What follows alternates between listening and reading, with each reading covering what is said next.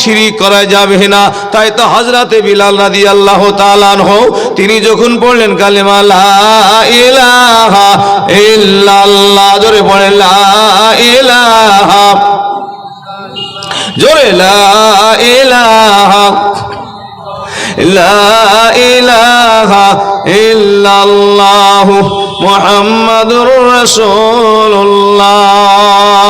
হযরত বিলাল ছিলেন উমাইয়া কাফিরের গোলাম।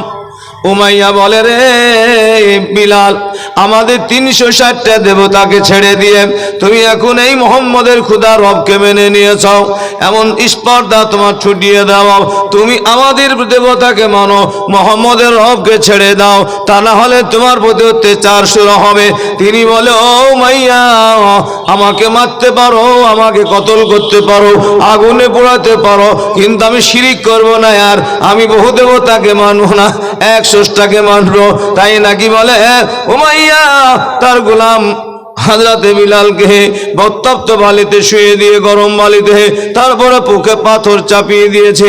যে বালিতে পা দেয় না, খালি গায়ে শুয়ে দিয়ে পাথর চাপিয়ে, কথা বলতে পারে না, শ্বাস প্রশ্বাস চলতে পারে না, তবে বলে আল্লাহ এক, আল্লাহ এক। তারপরে দেখলো কালেমা ছাড়ে না। উটের পায়ে দড়ি বাঁধলো, সেই দড়িটা বিলালের পায়ে বেঁধে দিয়ে উটটাকে তাড়াইতে শুরু করলো। ওর যখন দ্রুতগামী ছুটে চলে যায়, ফুটবলের মতো আছাড় খায়। আর হযরত বিলাল বলে লা ইলাহা ইল্লাল্লাহু মুহাম্মাদুর রাসূলুল্লাহ।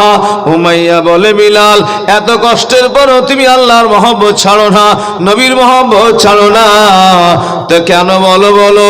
বলে, ওরে পাগল, যারা আল্লাহর প্রেমিক হয় তারা যত মার খাবে তত প্রেম বেড়ে যায়। বলো সুবহানাল্লাহ। অগত ভাই ইমানের উপমাজে অগ্নি শিখা, কাজ হলো তার শুধু জ্বলতে থাকা। বল সুবহানাল্লাহ। ইমানের উপমাজ অগ্নি শিখা, কাজ হলো তার শুধু জ্বলতে থাকা। এরকম করে জ্বলে জ্বলে যেন জীবনের দাম খুঁজে পাই। ওগো প্রভু দয়াময়, ইমানের দাবি সে তো বসে থাকা নয়, ইমানের দাবি হলো কিছু বিনিময়।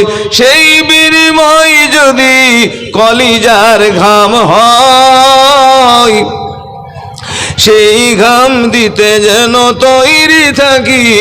ওগো দয়াময়, বলুন ইনশাআল্লাহ আমরা সেই ঘাম রক্ত দিতে তৈরি, যদি আল্লাহ চান। তো মুহতারাম হযরতে বিলাল রাদিয়াল্লাহু তাআলা আনহু বলে, আমার মহব্বত আরো বেড়ে যায়। কেন? একটা ছেলে একটা মেয়ে প্রেম করেছে, মা বাপে বিয়ে দিবে না, বুঝতে পারলেন, দুজনাকে ধরে পিটছে। এই পিটার কারণে ছেলে মেয়ের প্রেম কমবে না বাড়বে? আরো বাড়বে।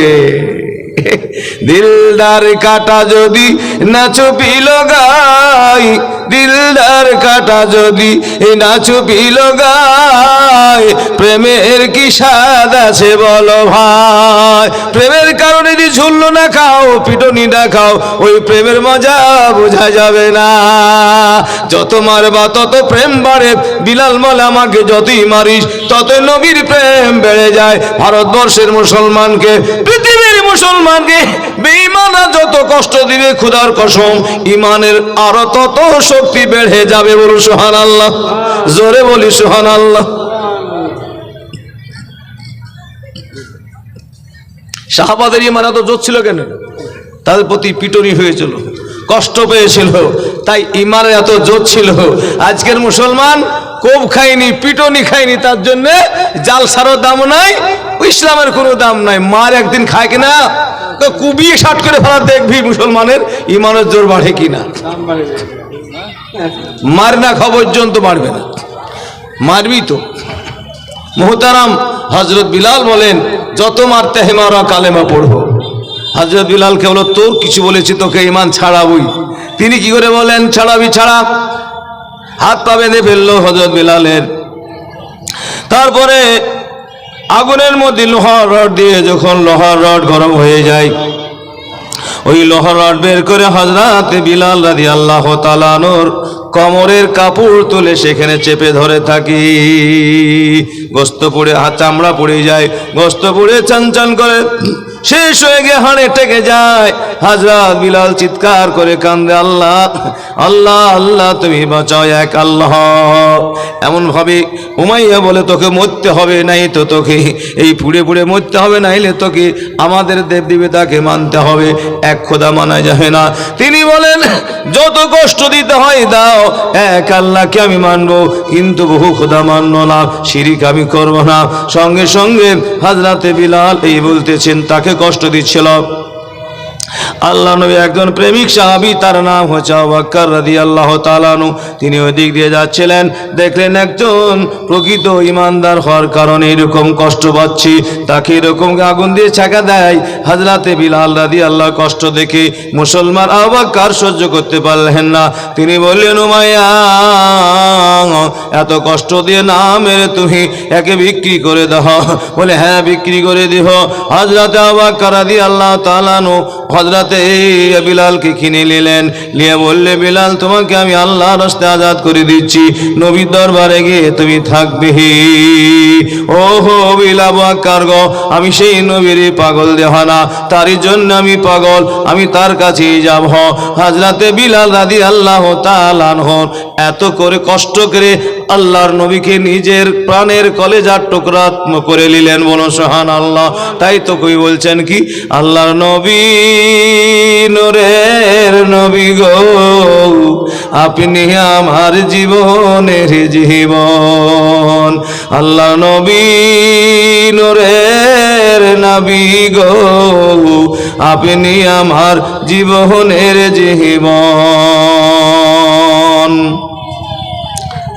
দেখে আপনার মাঝে যা, ভাগ্যবান ওই বিবি খাদিজা, দেখিয়া নবীর সমস্ত মজে যাহা, ভাগ্যবান ওই বিবি খাদিজা, সইপা দিল জীবন আর যৌবন।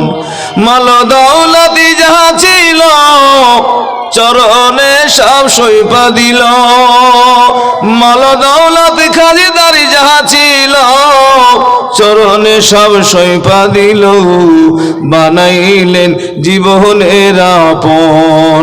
আল্লাহ নবী নূরের নবী গো, আপনি আমার জীবনের জীবন।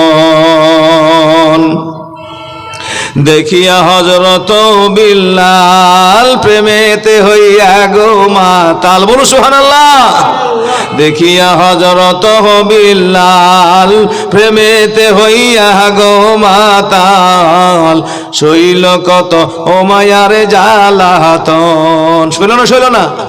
দেখিয়া হযরত বিল্লাল নবীর প্রেমে হইয়া গো মাতাল, শৈল কত ও মায়ার জ্বালাতন।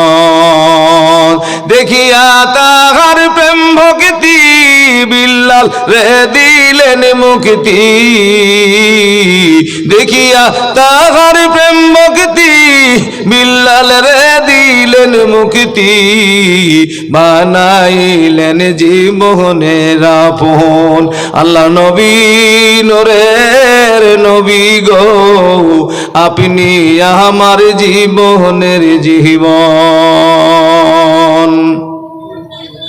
যে দেখিল আপনায় স্বপনে ভুলে নায়ার জীবনে, যে দেখিল নবী গো আপনায় স্বপনে ভুলে নায়ার জীবনে, দিবানিশি আপনার নাম করে স্মরণ।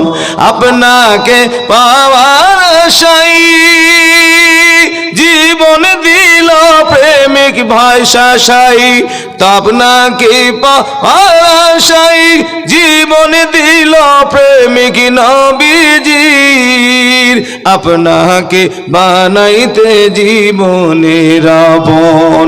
আল্লাহ নবী নূরের নবী গো, আপনি আমার জীবনের জীবন।